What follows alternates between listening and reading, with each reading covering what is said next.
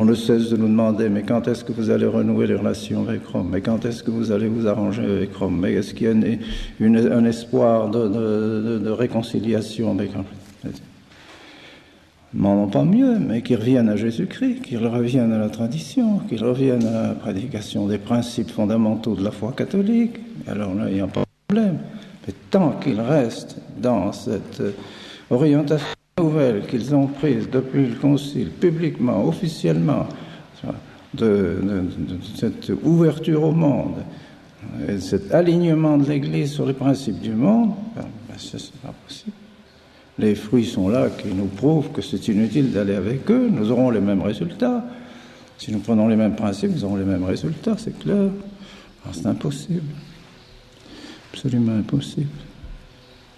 Alors évidemment, on nous donnera comme exemple ceux qui se sont ralliés, ceux qui se sont réunis à Rome.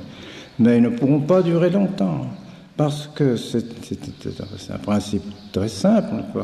On ne peut pas demeurer dans la vérité, dans la tradition, dans la prédication de notre Seigneur Jésus-Christ, avec des évêques qui ne prêchent plus cela.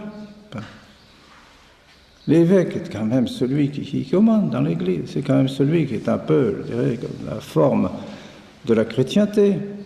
Si cette forme est libérale, elle finira par entrer dans l'esprit des fidèles. Le libéralisme finira par entrer dans l'esprit des fidèles.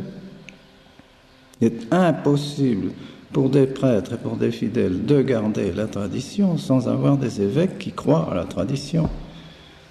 Si on n'est qu'avec des évêques qui ne croient plus à la tradition et qui, eux, vont suivre un autre chemin, c'est impossible.